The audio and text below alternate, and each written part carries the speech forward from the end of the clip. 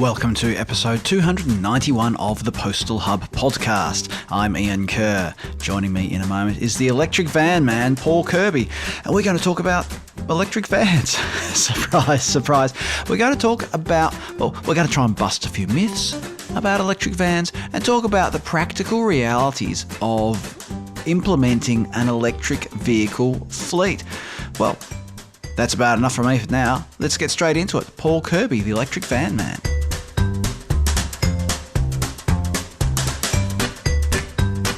Joining me on the line is EV expert Paul Kirby.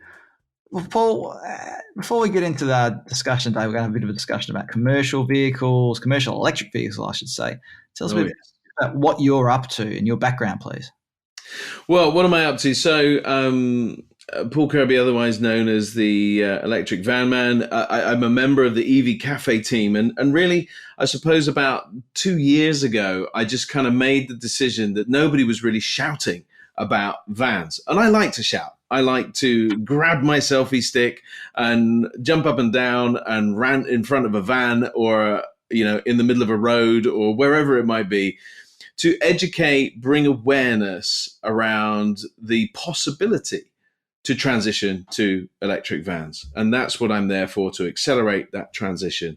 Background in the automotive industry for more years than I care to admit to. 20-ish years in commercial vehicles, in vans particularly. And I first drove an electric van back in 2004. It existed. It was a postal van, funnily enough. It was running around Stuttgart, a Mercedes-Benz Sprinter that had been being tested by DHL at the time back in the heart of Germany. And it was running around. They haven't really much improved it, but hey, there you go. So if you see a man ranting in the middle of the road about EVs, it's probably Paul. It's me. Let's get into some of the practical issues around electric vehicles. We've been talking about electric vehicles in the delivery sector for a long time. One of the stumbling blocks, shall we say, has been whether or not electric vehicles are price competitive. So what are your thoughts there when it comes to, we're talking about commercial vehicles here, not your private vehicles, not your Leaf. What are they, Leaves? Yeah. You know what I mean. I do. No, price is often cited as an issue. And people would be rightly confused when they look at the price list and think, holy smoke, how much? Because they aren't cheap, right? I mean, they can be 50, 60,000 pounds, particularly in that sort of the bigger commercial vehicle sector where you would imagine DHL, DPD, UPS, FedEx, all of those guys kind of running into those things. They need a big space. Why? I'm not 100% sure, because oftentimes they're not, the parcels and the post are rattling around in the back of that thing. But they do go for the bigger ones, and they are expensive. So, the transactional price is much higher than typical ICE or internal combustion engine vehicle. And we see that. And what we need to do is educate as to the other benefits, the areas where you can save money. Now, fuel, of course, now on the up, as it were, in terms of price, is causing another problem and helping to add fuel to the fire of price, because it's not helping at the moment. But there are, again, still more benefits around safety, easier to drive, right? It's an automatic one-speed transmission, so there's no gears to change. It's less stressful. It's better for the drivers. There's a lot of plus points on just the practicality side. But then you've got lower maintenance costs and other things. So lump all of that in together, and then you get the price. But we're not used to doing that. We're used to looking at a price tag or a monthly rental. What are your comments on the range of EVs or the commercial EVs that are available now? So, I mean, they're always improving, and that's the thing that's exciting. So I cited that Sprinter that I drove in 2004. That was 40 miles range. We then launched the Sprinter in 2008. Not the Sprinter, the Vito, the E-Cell Vito, which was around 60 miles range. So we're already 50% improved to nothing decent. And we've sort of stopped at somewhere between 60 and 100 until a couple of years ago. And then a couple of years ago, we started seeing the Chinese, the Maxus brand coming across, which is broadly available around the world these days. We've also seen the Fiat E-Ducato come with about 140 miles range. So the Maxus will go up to about 188. And then we've got a mid-sized van, the Vivaro or the Stellantis group, so Citroën, Peugeot, Vauxhall, and Fiat, depending on where you are in the world. And that van will do around the 200-mile mark. And these are all official figures. The real figures are usually about 20% less than that. And then finally, of course, you've got the Ford E-Transit. Now, the Ford E-Transit came to the market with a big burst of 196 miles was the initial thing. But on the same day in the UK, they said 196. They also said 126 in America. So America apparently is obviously much nicer to drive in England. Not sure that that's true. The bottom line is the range that's on the can doesn't always come out, but the Ford Transit is doing a pretty decent job at somewhere between 120 and 150 in terms of real world range. So most operations are less than 100 miles a day, most, not all, and some are a lot less than that. So it's well within the bounds of possibility that you could adopt an electric vehicle. And do you think that vehicle fleet operators, or delivery fleet operators in particular, understand the infrastructure requirements around having an electric fleet, having your own charging and things like that? I don't think they do. Well, I think they do now. Every conversation I have to a fleet manager that has jumped in with both feet, with big CEO commitments and all of that good stuff, making a big splash around that transition to being sustainable, and now going, oh boy, it's hard. It's hard, and it's hard because I can't charge it. I can't get the power in the right place. So it's not just as simple as sort of plugging in a kettle, all right, and then just, you boil a cup of tea. It's or coffee or whatever is your taste wherever you are in the world. But it's about kind of, digging a hole, connecting with some big wires, and the more power required, the thicker the wire, and maybe a new substation, and all of these things that people have just not had their mind boggled with.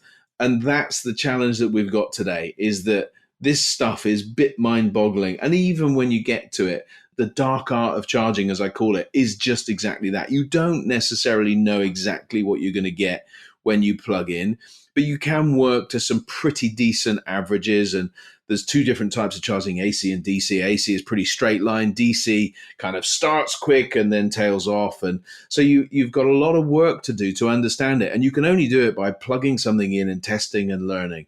And that's the challenge. We need a lot of education. We need a lot of help to understand a completely new fuel type, completely different process for getting energy to the right places. And companies are coming up against this as a challenge. It is not easy. What about from a regulatory and a legislative perspective? Are governments throwing up unnecessary hurdles when it comes to EV adoption, or are they trying to smooth the way?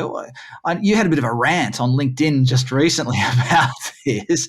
So now that you've calmed down, how do you feel about it? I don't know that I have. Well, do you know what? What irritates the heck out of me is the government don't differentiate particularly well. So they take a big mallet and go, there's a sector. We either hit it or tickle it or push it or do whatever, but we look at a sector. And cars and vans have been lumped into the same sector. And that's just wholly unrealistic. There is a completely separate operation for vans than there is for cars. They've recognized that trucks are different, are beginning to invest a little bit of time and energy and money into doing something around trucks, but they're definitely not going, oh, that van sector, those 4.8 million vehicles here in the UK and big amounts across America and in all around the world, we're not focusing on vans particularly. What we're focusing on is the car and van sector and trucks. Trucks, very difficult to electrify, but also very simple because they're much more organized and typically where they're going to be staying overnight, and there's a lot of regulatory stuff that keeps a truck. But the vans need some support. So the grant is still here in the UK, and there are grants, but they are beginning to diminish. We also recognize that actually the charging infrastructure is good for cars, or is getting better for cars, but it's not good for vans, and it can be potentially disastrous for vans. And there's not enough support directly for the van sector and adding road tax or vehicle exercise duty or whatever you call it, wherever you are, the little sticker that you pay just to drive on the road, is to add it to an electric vehicle so that an electric vehicle and a diesel vehicle is exactly the same. That is just ludicrous, when actually what you want to do is incentivize the one and diminish the other. Push it up in the diesel world. And I know that would be very unpalatable for many, but just get the balance right and focus on it, because we've all got to achieve this for the good of everybody, not just the good of a small, rich bunch of people over there in the corner. We've got to make it good for everybody. There's a perception, I think, that the waters have been muddied when it comes to commercial electric vehicles and personal electric vehicles, and that some of the public discourse about whether or not personal electric vehicles are good for the environment has polluted the discussion about whether or not commercial electric vehicles are good for the environment. From your perspective, what are your thoughts? Well, so the most important thing for me, and I think for many, is air quality. And we get caught up in this idea that we're trying to change the climate and my little car's not going to make a difference to the world. Well, yeah, perhaps it isn't.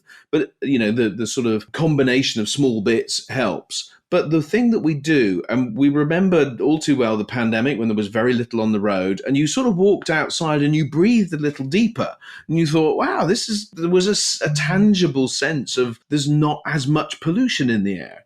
And it was reduced by 60 or 70% in central London. And, I'm sure many cities all around the world experienced that same thing. Neighborhoods felt a bit better. Air quality is the key. And of course, whilst there is embedded carbon, we understand that in a vehicle, when the vehicle is built, carbon is produced in the building process. And the batteries, there's some embedded carbon in there, and, all of those kinds of things. But what it does immediately is take away the smog that is poured out the back, the NOx, the particulates, and all of those kinds of things. Now, there is still areas of tires and brakes. Listen, we understand that. But what we're doing is making an immediate and tangible impact to the immediate environment around a commercial vehicle. And that's the bit that we should focus on, because the vans and trucks are the majority of our city traffic, and they're certainly the vast majority of what the pollutants within the city. And if we can do something with them immediately, we make an instant impact. And that, for me, is the critical thing. Paul, we've got a few minutes left. When it comes to fleet operators, whether you're a postal operator or a private carrier or even a B2B business, where you've got your own small fleet, it might be 5 or 10 or 20 vehicles, and you're thinking about electrifying your delivery fleet, what's just a couple of the key things that you need to think about or ask yourself as part of that strategy to convert your fleet? Really good question. You've got to start at the beginning, in the sense of, are there some physical things that are possible? How am I going to charge an electric vehicle? I would always put that at the front of the conversation, rather than decide, I'm going to get an electric vehicle and then they're parked on the drive or the warehouse or the whatever, and how am I charging this thing? That's not the way to go about it. And public charging is also more expensive, so don't rely on public charging. So answer the charging question, then have a look at your fleet and look at the vehicles that will be easy to transition, and the dreaded phrase low-hanging fruit is the one we roll out all of the time. But it's the stuff that's easy. So you do want an electric vehicle to go and do some miles for you. You don't want it to use the postal van that just does 6 miles a day. Don't do that, because it's an expensive way of doing that. Actually, changing that vehicle from the vehicle that you have, as long as it's sort of reasonably new and clean, don't change that yet, because actually the emissions that you're saving are not really worth it. And if you can do, but what I'm saying is go and do proper miles in a vehicle. So get to 80, 100 miles a day, where you're able to use most of the battery in one go. There will be times where, sometimes you do need to charge through the day and stuff like that. That's okay. But so work out what you're doing. Make sure that you've got the payload. The batteries are heavy, so that does change the payload that we can expect to get in the back of the van. But certainly around Europe, we've got a dispensation which allows us to run a vehicle more heavy, run it at 4.25 tons as opposed to 3.5 tons, which is the usual cutoff. And so that gives us potentially additional payload. In other words, ways of doing things. I always summarize this with take the ABC approach. A blank canvas. Start again with your operation. Look at what you can do differently. Look at how you could maybe adopt other vehicles either side of the van, small e-cargo bikes or scooters or different kinds of operations, speed limited vehicles, because actually they're quite good for the inner city deliveries. And we're seeing cargo bikes in particular doing quite well in terms of deliveries per hour and so on. And then there's the other end of the thing, the sort of middle mile, adding some larger trucks and then combining those with e-cargo bikes and doing away with vans altogether. There are a lot of different things that we can do. So what I would do is take a close look at it. Don't just go out and buy something and think, yeah, that'll do. Now, Paul, you mentioned earlier that you're part of the EV Cafe. Just can you share a little bit about what that's all about? So the EV Cafe is a super fun thing.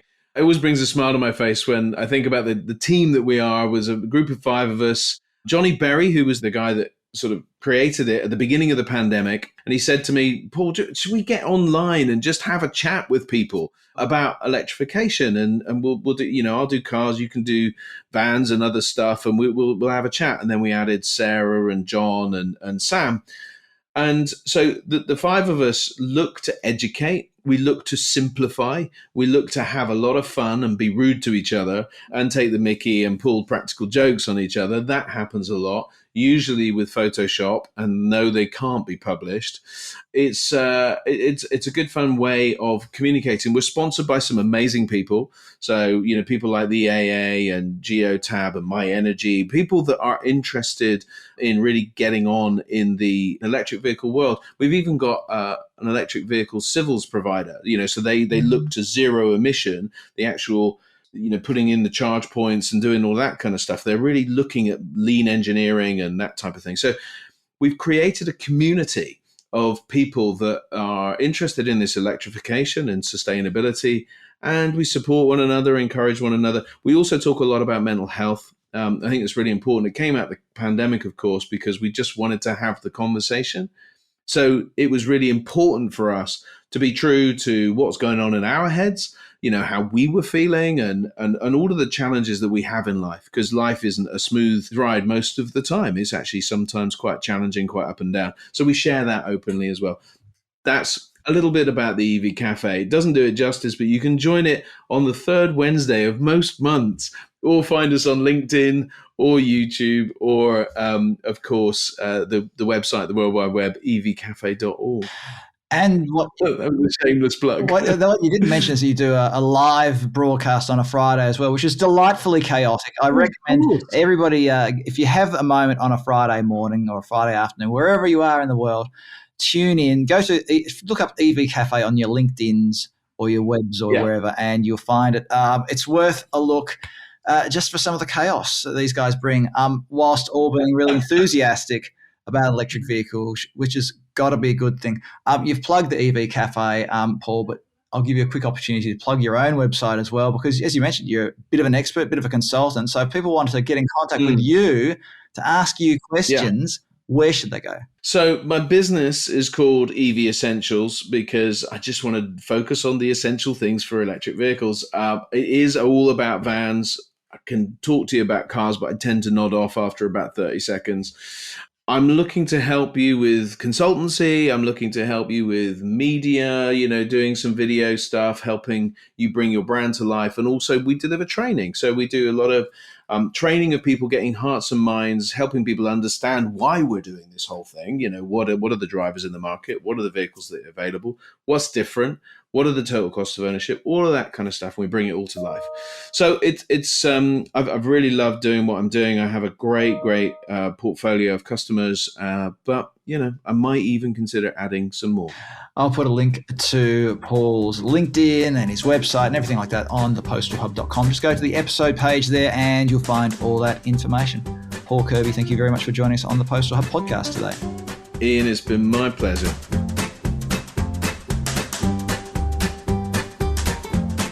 Coming soon on the Postal Hub podcast, Quade Comstock joins me to talk about quick commerce, ultra-fast delivery, whatever you want to call it, whatever it's known as this week. That's what we're going to talk about. That's a really interesting chat. And I've got more great guests as well coming up soon on the podcast, so make sure you don't miss a single episode. Subscribe early, subscribe often, subscribe in your favourite podcast platform, be it Spotify, Google Podcasts, Apple Podcasts, whatever. Subscribe, leave a rating, leave a review. That'd be lovely. A 5-star rating and a wonderful glowing review. That'd really make my day. Thanks. If you want to subscribe to the Daily Delivery Digest, on the other hand, go over to thepostalhub.com. You'll find the links there for Daily Delivery Digest, and as well, you can sign up for my weekly newsletter. I'll just hunt around on thepostalhub.com. You'll find it. You will, trust me. He says. If you can't find it, email me at ian@thepostalhub.com. I'm Ian Kerr. Thanks for listening in, and I look forward to your company next time on the Postal Hub podcast.